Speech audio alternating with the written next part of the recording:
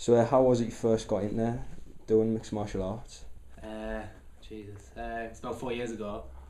Um, I was in second year of uni and I went on a night out in Newcastle and I jumped just for no reason. Aye. Like got proper smashed in, got my head stamped on and whatnot. So couldn't really defend myself. Well, it didn't help that I was drunk, but Yeah.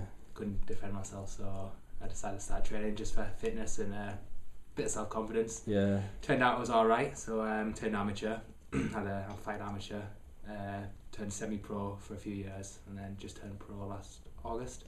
Alright. So, yeah. So what made you decide to turn pro then? So I was fighting semi-pro for about a year and a half, 2 years, and I'd won a title, so I'd won like a title for like the biggest show in the area, and I'd defended it 3 times, and I was kind of running out of people to fight at semi-pro. Alright. So the next logical step was pro. So turned pro. Yeah. And how did you do in your first pro fight? First pro fight, I won in the first round in about 2 minutes, won by submission. Yeah. So yeah. Alright, nice one. And have you had any more fights since your first pro? So I've had 2 pro fights now. Alright. Won both of them. Won the first one in the first round, the second one in the second round. So. Was that by submission as well? Yeah, every fight I've won's been by submission. Yeah, every single. I've never been a decision. I've won every one by submission. So would you say that's like your main strength? Yeah, definitely. Your ground game. Because with mixed martial arts, you got like different kind of, obviously different martial arts involved in it. You've got boxing, kickboxing, Thai boxing. You got your wrestling, your judo, your jiu-jitsu.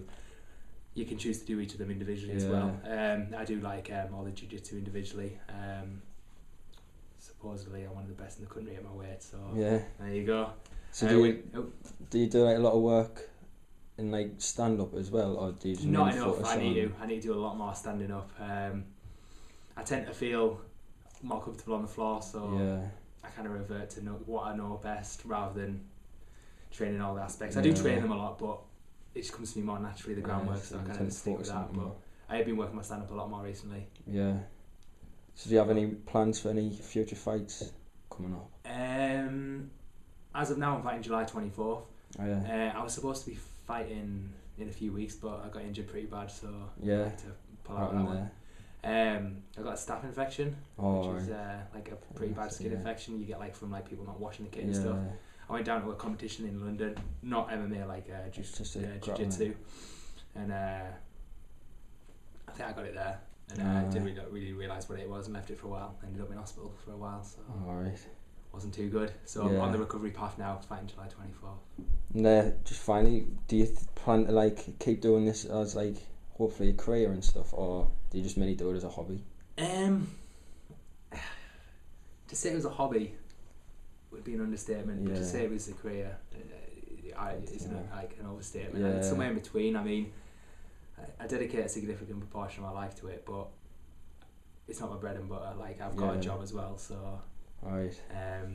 But then hobby is casually. I train every day. Yeah. Like, do you know what I mean? I put just as much time into training as I do work, but work gives me the money, training gives me the fun, I suppose. Right.